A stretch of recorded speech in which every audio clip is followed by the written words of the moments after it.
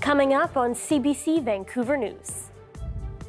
The school that became the site of a mass shooting is being torn down. You know, this is going to be the start of the next chapter of Tumbler Ridge. As the community of Tumbler Ridge continues to rebuild. Plus, while some Summerland evacuees go home, others still can't return. It comes into a patch of dry fuel, and then you see these fires take off and build in size quite quickly. Hot, dry conditions remain in the forecast as crews continue their firefight. And as another tariff deadline looms, BC business owners are watching and worrying. It poses an existential threat to my business. On any given month, I ship 25 to 50% of my sales to the United States. How the most tariff-affected community in BC is faring. This is CBC Vancouver News.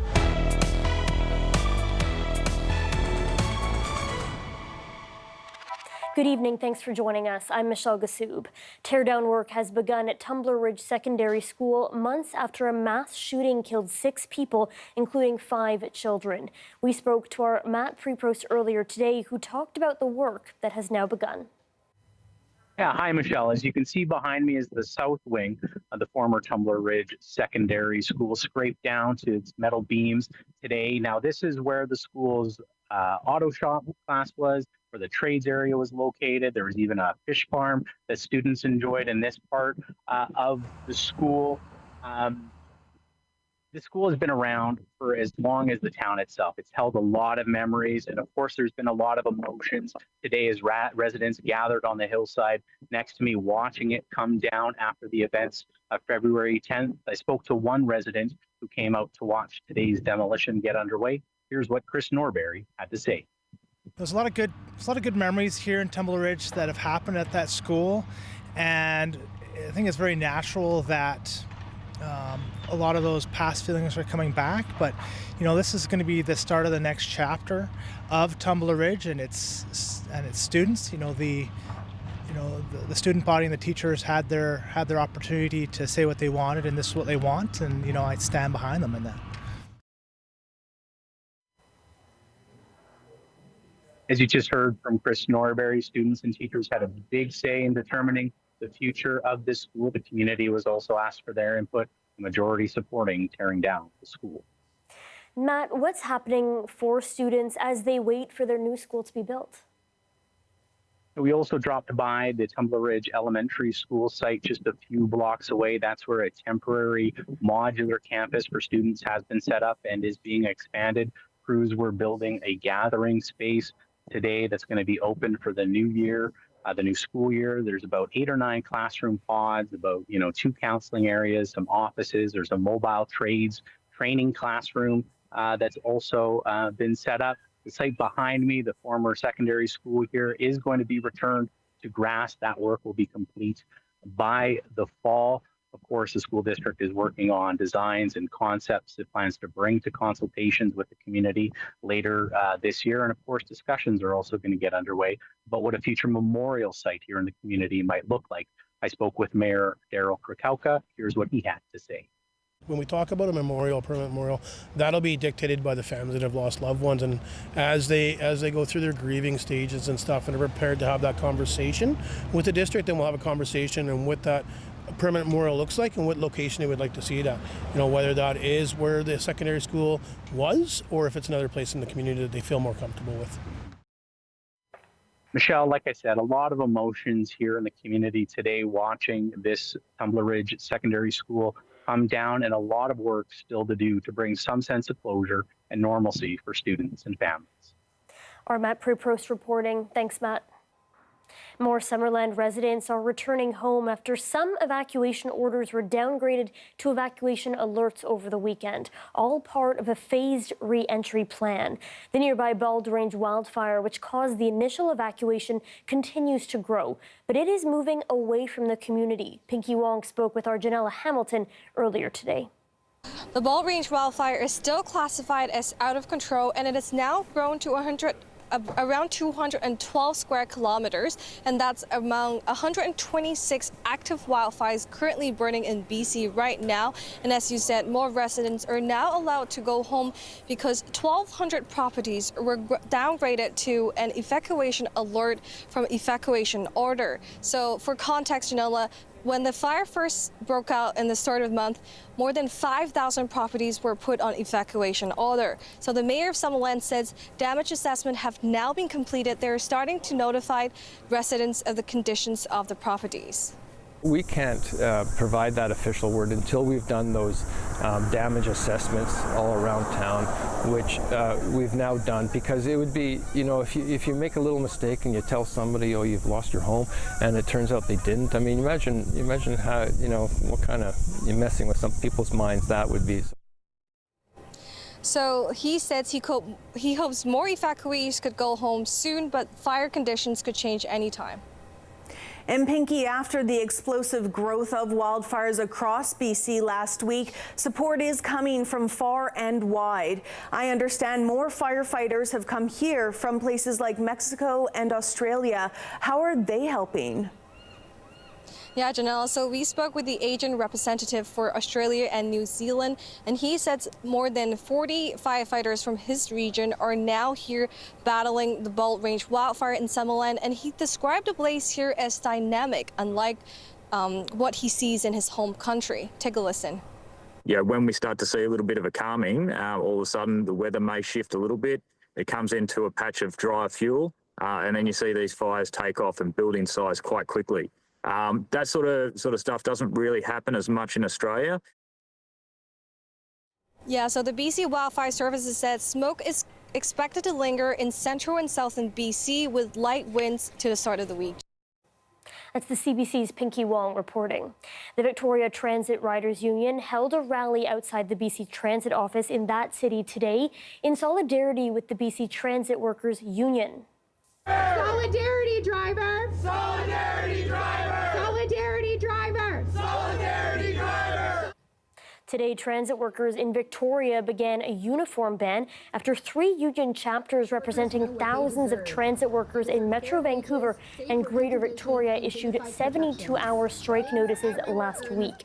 Unifor Local 333 said in a social media post, transit service continues while members are asking for fair wages, realistic run and recovery times, and a fair collective agreement.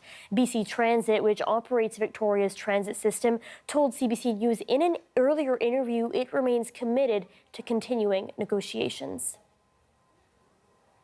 Inflation ticked up in July due mostly to a rise in energy prices. Statistics Canada says the annual rate has gone up to 3%. That's up from 2.8% in June. Prices at the pump were up, and higher jet fuel costs contributed last month to a 12% hike in the cost of airfares. But there was some relief at the grocery store. Price hikes for vegetables, cereal, and chicken products slowed, but inflation for fresh fruit accelerated. Economists say the slight rise in prices is unlikely to affect the Bank of Canada's key lending rate. Prime Minister Mark Carney says he will be talking to Donald Trump before the U.S. president's deadline on Wednesday to impose new tariffs on Canada. Canadian negotiators are in Washington trying to reach an agreement, but as Ashley Burke reports, Carney did not assure the public that a deal was imminent. Ambassador Beer, is there a deal with Canada? Last-minute talks in Washington lasted an hour and 45 minutes, but still no sign of a deal. How was that meeting? Canadian negotiators are trying to push back on Donald Trump's latest tariffs expected to hit on Wednesday. We're going to continue working. Our job is not yet done. In these final hours, Trump could be briefed on how negotiations are going and decide if it's enough to postpone or drop his new 50% tariffs on billions of dollars of Canadian exports that include construction materials, alcohol, and dairy. Do you expect to speak with the U.S. president before Wednesday's tariff deadline? And if so, what will your message be? The short answer is yes. Carney focused on announcing a new hydroelectric deal in Canada, saying this is not the time to negotiate with the U.S. in public. Nous sommes en train de négociations. The talks are delicate and intense, he said, giving no assurances he'll be able to convince Trump when they speak to back down. What does a good deal for Canada look like with the United States on it? Frankly, we'll have opportunities over the next 48 hours to discuss in more detail as the negotiations go forward. Carney's advisory committee says any deal must include Trump lowering his sectoral tariffs, including on steel and aluminum, from 50% down to 10 or 12. They don't get down to a level that will allow our businesses to survive. We can't make a deal. Some of Carney's advisors say the government's already looking at ways to strike back if they can't make a deal. If you put 50% tariffs targeted on us, on our counter tariffs to your tariffs, we're going to have to retaliate. And we'll spin off for a long time before we can sit back down. Asked if he plans to hit the U.S. with retaliatory tariffs if Trump doesn't back down on Wednesday, the Prime Minister said he's ready for any possible scenario. Ashley Burke, CBC News, Ottawa. Closer to home here in BC, business owners are worried about the potential effects of that 50% tariff if a CUSMA deal cannot be reached. The CBC's Benit Brach heard from some bracing for another blow. As another tariff deadline looms, this Abbotsford business owner is worried. It poses an existential threat to my business. On any given month, I ship 25 to 50% of my sales to the United States. Blaine Marinick's business manufactures wallpaper, stickers, and decals. His products are among nearly $28 billion worth of Canadian goods the U.S. is threatening to slap 50% tariffs on come Wednesday. I have to either adapt or it'll mean changes to the way I do business here, which could include staff changes. His team now working fast to ship orders before the tariff deadline. It actually has been overwhelming. I think about it every day. International tensions causing major concerns, especially for local businesses here in Abbotsford, with its close cross-border ties, manufacturing, and agriculture. We've got more than 300 businesses that are exporting to the United States. There's about $1.5 billion in annual exports just out of Abbotsford alone. Mitchell says many of those exporters are up to 90% reliant on the U.S. market. When there's this constantly changing tariff landscape, it's very challenging for customers and suppliers to continue to maintain those excellent trading relationships. The U.S. claims it's imposing the tariffs because of Canadian discrimination toward its automobile, dairy, and alcohol sectors. For example, it wants U.S. liquor back on the shelves of provincially run stores. Ottawa is still pushing for an agreement with Washington. A key priority is to have Trump lower existing sectoral tariffs that have been punishing the steel, aluminum, auto, and lumber industries. So a lot of companies are already dealing with this, where they've had to do layoffs, restructuring, unknown if they're going to be able to survive, this next, wave that we're dealing with. Canada's Prime Minister is expected to speak to Trump in the next 48 hours, leaving business owners at the mercy of ongoing negotiations. Benit Brach, CBC News, Abbotsford.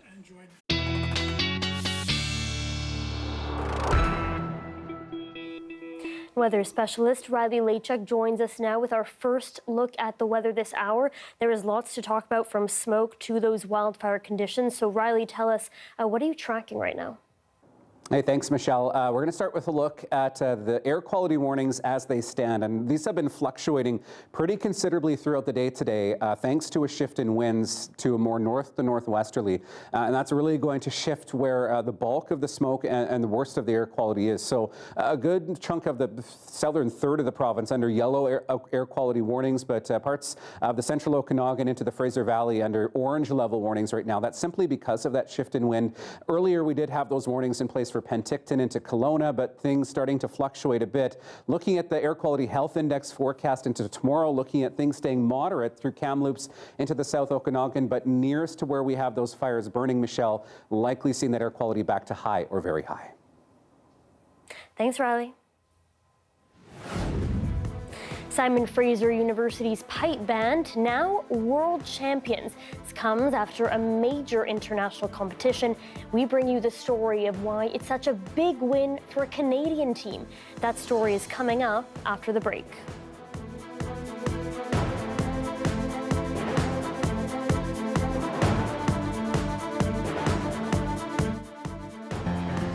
I'm Stephen Quinn, and I love living here in Vancouver, BC.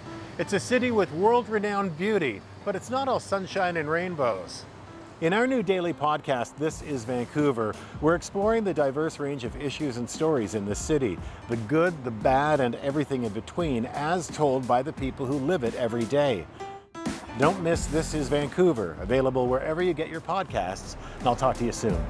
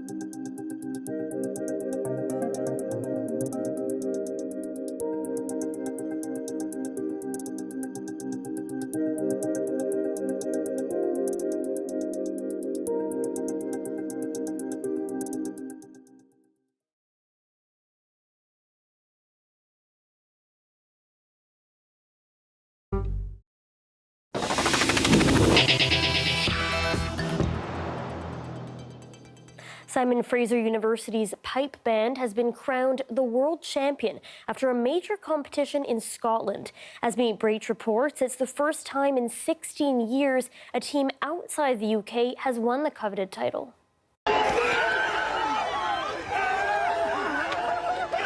This is the moment when Simon Fraser University's pipe band found out they're world champions. There was a long pause before they said, Grade 1 World Champions 2026.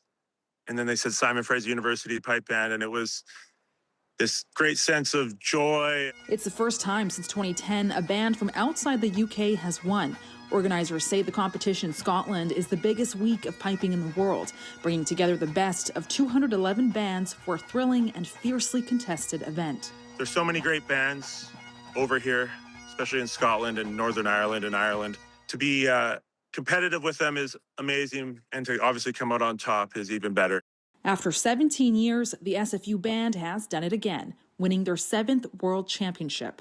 Everyone tries to have a really exciting medley, but I think we tend to play very front edge. We have a very dynamic, exciting drum section. I think in the medley, we always seem to have a really big cheer at the end because there's just so much energy and excitement. A lot of that's generated by the percussion.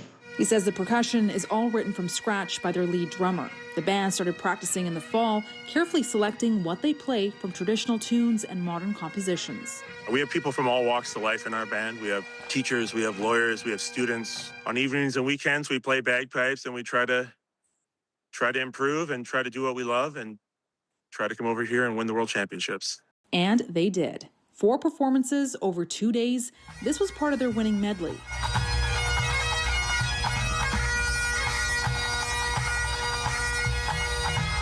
It felt like we were extremely well prepared this year, and when we got out there, it really felt like the band was playing its best. From the bagpipes, drums, and years of dedication, the team marching away with yet another major milestone. Beneath Brach, CBC News, Abbotsford.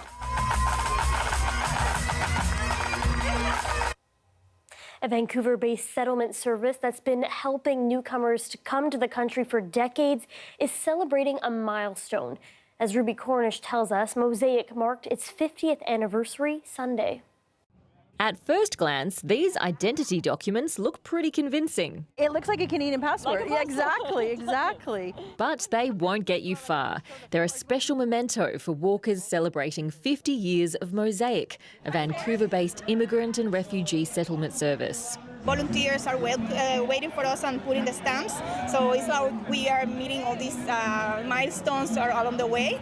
The checkpoints represent steps Mosaic can help with, like collecting essential documents, finding a place to live, and enrolling in English lessons. And then the last one, when they come back in here, will be Call Canada Home. Mosaic began in 1976 as a grassroots community initiative. It's since expanded into a wraparound service to help navigate life in a new place. They need to find a place to live, they need to find a job, they need to get their children into school. Fitness, food trucks and family fun is the focus today, but this event is celebrating seriously important work. Every year, Mosaic supports 33,000 newcomers to Canada. And here in Burnaby, where 60% of people were born in another country, it's a crucial piece of the puzzle. They need the support that Mosaic we can provide and connect them with people, speak the same language, and then they can be part of the community. And so they find that they are not alone. Once they get settled, many clients go on to become volunteers with the organisation. I really want to express my gratitude for everything I have gotten from Mosaic and giving back to Mosaic and giving the chance and support all newcomers that are in the same situation. The friendship and solidarity on full display Sunday. To see them all out here together, walking arm in arm and the arms around each other, having a good time, learning from each other's cultures, which is how our country progresses, really. Despite recent restrictions on immigration, Mosaic says demand is continuing to grow. Ruby Cornish, CBC News, Vancouver. And this is what downtown Vancouver looked like today when it was sunny, pretty mild, and a bit hazy. We'll have the full weather forecast coming up after the break.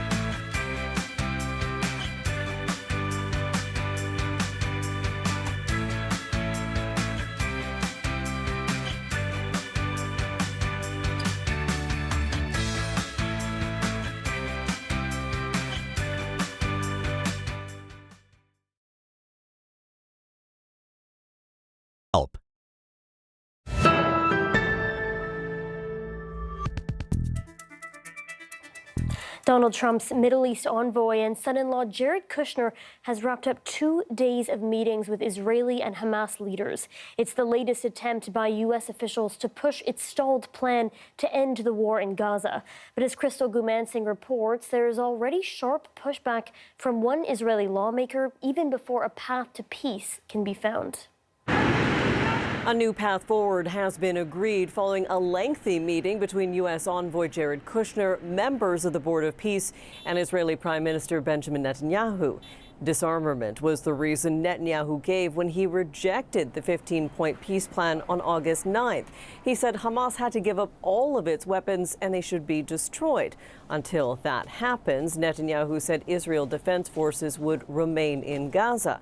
Hamas did agree to hand over heavy weapons to a Palestinian group that would act as Gaza's administrator, and those weapons would be stored. When that announcement came at the end of July, President Donald Trump hailed it as a breakthrough in negotiations. A Gaza ceasefire and peace plan was signed in October of last year, but there's been no progress in nearly a year's time. The closed-door meeting in Jerusalem lasted for several hours. It was described by a member of the Board of Peace as in-depth and very productive.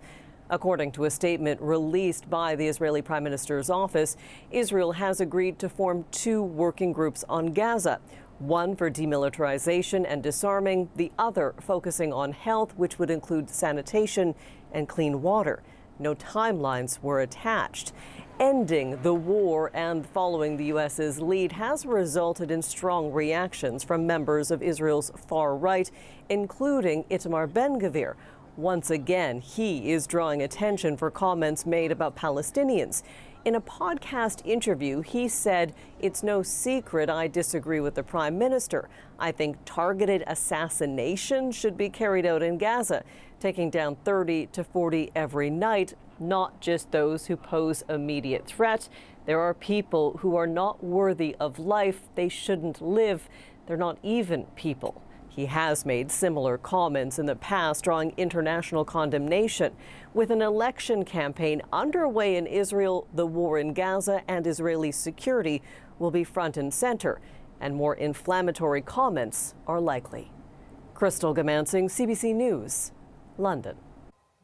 There are new concerns about privacy after the discovery of an AI-powered police surveillance camera in Montreal. The technology has the ability to identify not just vehicles, but also people it records. As Karen Pauls explains, there are fears that the system could be abused. Like the make, so there's like a Honda, Civic, sedan. This is a high-powered camera with a wide range of uses, from simply recording video to facial recognition or biometric data. And now it's been spotted on a street in Montreal. Yes, it captures license plate data, but it looks at the vehicle more broadly. What is the color of the vehicle, direction of travel, speed of travel? Radio-Canada reporters saw the camera on a light post. A police spokesperson says they used it for a specific investigation and denies it's used for identifying people. The camera has since been removed to, quote, preserve our ongoing investigative strategies. The device, part of a broader network of AI use by Montreal police. The department confirms they are also using an AI program that helps investigators search quickly through massive amounts of video. ROC is the ability to analyze any type of videos. The software developer says it wasn't created to identify bad behavior. It will save thousands of man-hours. It will increase the accuracy of the investigation. But it's also raising concerns. Why is it being used? Who is using it? What is it being used for? How are my rights being protected? In the U.S., there's been similar pushback against the tech provider Flock Security. Concerns about data collection on people not suspected of any wrongdoing, and anger about cases where officers have run searches for personal reasons. This lawyer says it's a classic trade-off of public safety versus privacy rights. These are such powerful tools that oversight is very, very important. We reached out to 8 other police departments. Not all of them responded, but Vancouver reported it's using license plate recognition. And in Calgary, real-time AI language translation programs on body-worn cameras are helping police officers communicate with the public. Karen Pauls, CBC News, Winnipeg. Italian authorities say 4 Renaissance paintings have been stolen from a museum in Sicily. A local official has called the loss a blow to the heart. The thieves appear to have taken advantage of a crowded annual religious festival on Saturday for the art heist. CBC's Megan Williams has the details. There's a massive search underway in Sicily to try and recover these stolen works of art, which the police say they think are still on the southern Italian island. So they're stopping and searching people getting on ferries, private boats, airplanes, trains, leaving the area around the eastern Sicilian city of Messina in hopes of blocking the works of art from leaving the Sicilian island. These works were stolen on Ferragosto, which is the midsummer Italian holiday when everything shuts down, but the director of the museum says there was full alarmed security and there were armed guards there as well, which is leading authorities to wonder whether or not this was an inside job. The other thing is one of them is called the Politico di San Gennaro, which is essentially an altarpiece composed of 5 very fragile, more than 500 years old works of art, paintings. They're extremely well known and virtually priceless, which means that they cannot be sold easily on the open market, if at all. But the fact that such a high-profile work of art from such a famous artist within Italy was stolen in rather brazenly is leaving authorities perplexed as to how this happened. And of course, the city of Messina is mourning the loss of these works of art, particularly because the altarpiece is the only artwork they have of Antonello da Messina that has never left his hometown. Megan Williams, CBC News, Pistoia. Quebec and Newfoundland and Labrador have signed a new tentative deal to share energy. It lays out how the 2 provinces plan to divvy up power generated from Churchill Falls in Labrador, a controversial issue going back decades. The non-binding agreement would also launch new energy projects, but as Peter Cohen tells us, an upcoming election in Quebec could still jeopardize the deal. To power tomorrow's economy, to strengthen Canada's place in the world, to give ourselves more than any other nation can take away. This deal is being sold as the largest hydroelectric deal ever announced in North America, worth something in the neighborhood of $70 billion. This agreement between Newfoundland and Labrador and Quebec resets the relationship when it comes to hydroelectric power. People here in Newfoundland have long complained that the power being produced in Labrador is being sold to Quebec at far too low a rate. Now, this deal will reset that, with the price being paid starting at 1.8 cents a kilowatt hour, and by 2041, it'll be all the way up to 11.4 cents a kilowatt hour, a lot more than the 0.2 cents that Quebec is paying right now. In return, Quebec is going to be able to develop new projects on the Churchill River, including Gull Island and refurbishing the existing Churchill Falls plant so they can produce more power. Newfoundland and Labrador says this deal is worth $50 billion to this province, and some of that cash would start flowing as early as next year. Now, the key thing with this agreement is it will also allow wind development to happen in Labrador, up to 2,000 megawatts. That's something that is only first being introduced now. Quebec and Newfoundland did have an agreement back in 2024, but that was under previous governments, and they went back to the negotiating table after the Progressive Conservatives won the last election here in Newfoundland and Labrador. And elections are on the mind because Quebec is expected to head into one very shortly, and this agreement is not binding. If whoever becomes premier at the end of this election doesn't like it, they can rip it up, and both provinces would be back at square one. Peter Cowan, CBC News, St. John's. As thousands of Summerland residents begin to return home, some have lost everything. We'll have a story about how art therapy is helping evacuees process what they experienced.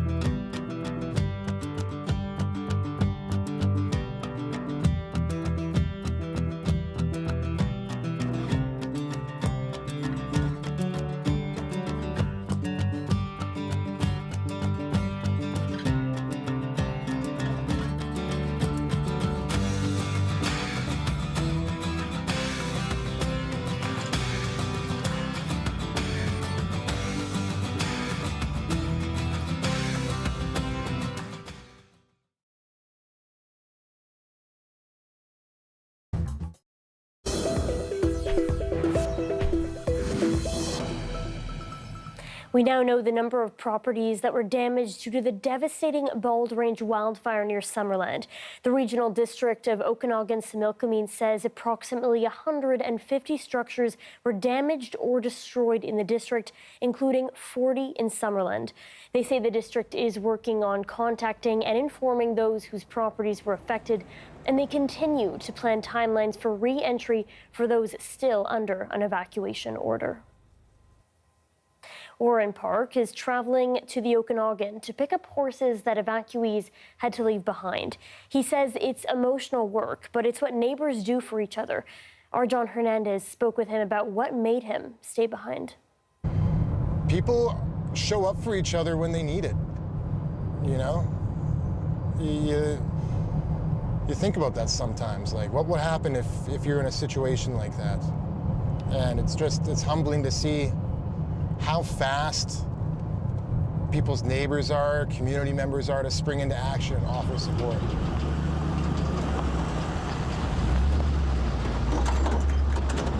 Hey, how's it going, man? Hey, John. John, nice to meet you. Nice to meet you too. Let's go. So, Warren, tell me a little bit about what's been going on the last few days. Lots of devastation. But,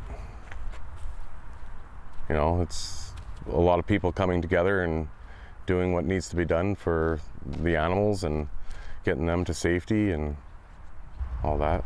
Yeah. What's it like, seeing one of these animals and helping them? Well, you look into some of these horses' eyes and you see what they've gone through, and it hits you deep down into your soul. You feel it, and you see and feel their pain, but you build the connections with these horses.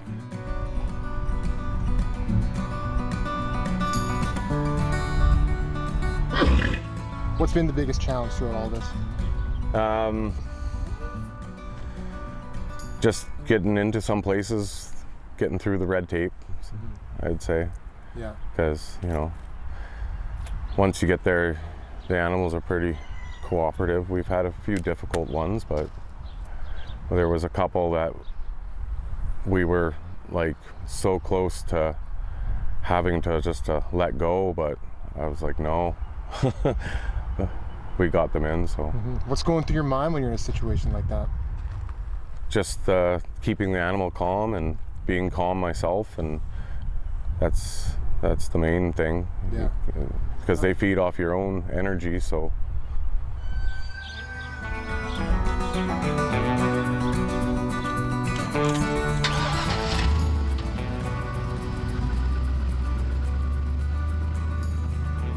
People immediately ready to spring in, help their neighbors, like minutes into this wildfire. So just seeing how fast neighbors, community members come to actually help people was kind of humbling to witness.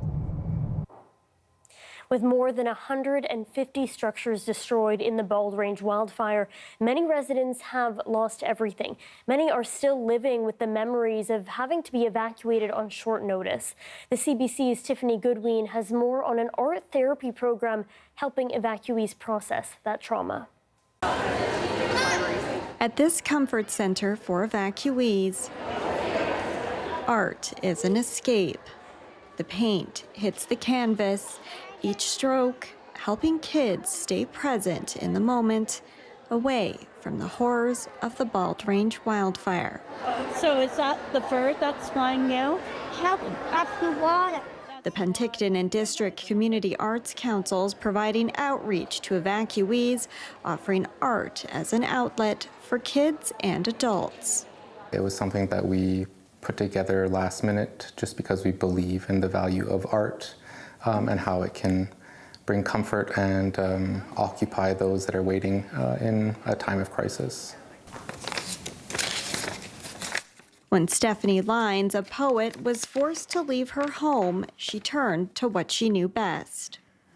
I am split open, smoldering, in wildfires of what I thought I knew. Was my home the house I left? Or was it the couch I slept on last night?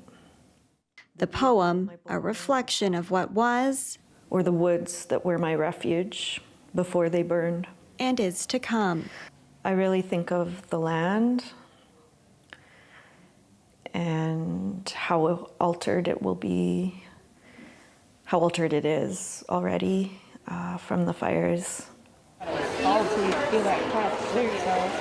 Heidi Abbott is an art therapist and is volunteering her time to help evacuees. It gives a lot of people an opportunity to just sit and not have to talk about things. They can just give their nervous system a break, and they're trying all kinds of things, different things. Part of being in limbo is the not knowing, but it's also not knowing what to do with yourself. The initiative praised by Summerland artists who also had to be evacuated. The practice of art really is about how we feel about ourselves, how we feel about our world. And that's why it's been so helpful for kids and families when they're offering these workshops. Each piece of art, a step forward to help process and heal, as art works when words sometimes fail. It's just such a light in all this. Tiffany Goodwin, CBC News, Penticton. It's a fish that's existed relatively unchanged for millions of years, but it's at risk of disappearing forever. Hannah Peterson tells us how that impacts a community in central BC.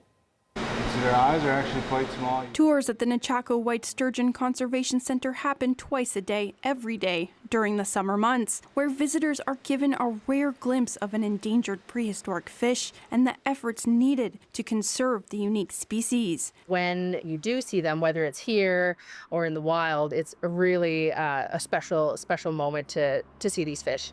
There are just over 550 adult Nechako white sturgeon remaining, as environmental changes and increasing pressures on their habitat have led to a dramatic decline in their population. Without the work of the hatchery, this fish that can live for over 100 years would face certain extinction. If we were to take a hands-off approach and allow this species to exist the way they are right now, we would unfortunately lose this population.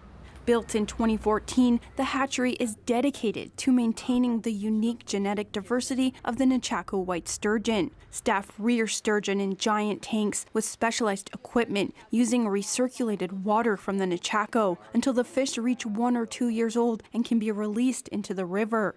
Site manager Jake Zimich says tours are important to bring awareness to an animal that is rarely seen in the wild. We still have people who have no idea they're swimming in the river with 9-foot fish. This makes sturgeon real, in a certain sense. Hundreds of visitors come to the hatchery every summer to see this endangered fish up close. We get people who are traveling from Europe who are driving across Canada. We get people coming through on their way up to Alaska. And every year, local summer students join the hatchery to help educate the public.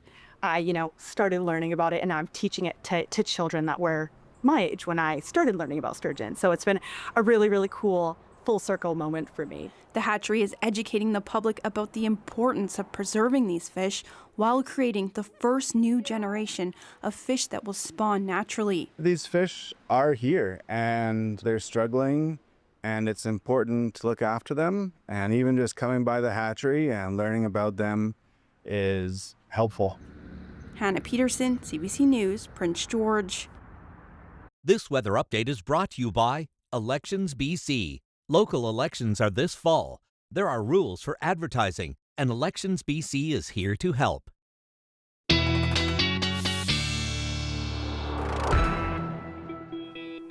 Weather specialist Riley Lachak is back with us now. Riley, what can people expect heading into the week? Thanks, Michelle. Yeah, we're looking at hot, dry conditions persisting right across the southern half of the province as we get through really the bulk of the work week. I'm not looking at any real relief precipitation-wise until we get into the weekend. So I'll walk you through that. But first, a look at the fire danger rating as we get through into the day tomorrow. And you can see a good chunk of the interior into the Okanagan, the Fraser Valley, into that very high to extreme fire danger rating, and that extending into northern parts of the province. So it'd be be extremely careful when it comes to any burning that you have to do. Pay attention to burn restrictions. It's a good idea to just hold off until we start to get some moisture into the ground here. So satellite and radar, really not a lot to talk about precipitation-wise.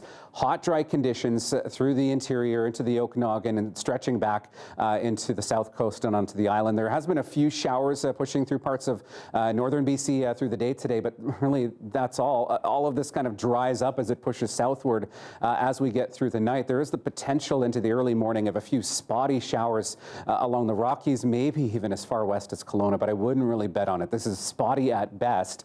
And then we're back into hot, dry conditions as we get through the rest of the day, Tuesday into Wednesday, and things staying this way, hot and dry right through to the weekend. Looking at some of the longer range models, and the further out we go, the less accuracy there is in this, right? So I don't want to give you the false sense of hope when we see some shower activity starting to push in and some rainfall starting to push in as we get into Saturday.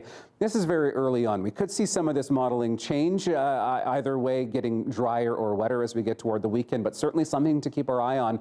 The potential for some moisture, albeit short-lived, as we get into the weekend before we start to get that warm, dry pattern setting back up as we get into next week once again. So looking at temperatures as we get into the afternoon tomorrow, 30 for Kamloops, 33 into Kelowna, temperatures like this holding in place, along with the poor air quality as we get through the next several days. Victoria 22, Whistler 26, and temperatures in the mid-20s right into northern parts of the province with a mix of sun and clouds as we get through the day. Tomorrow, looking ahead into the long range, closer to 25s, 26s inland for Metro Vancouver as we get through Tuesday into Wednesday.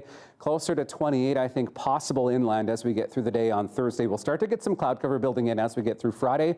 General sun cloud mix, Michelle, and there's that chance of showers as we get into the weekend. As we continue our summer search for BC's best roadside attraction, we take a look at how that very thing is changing. That's next.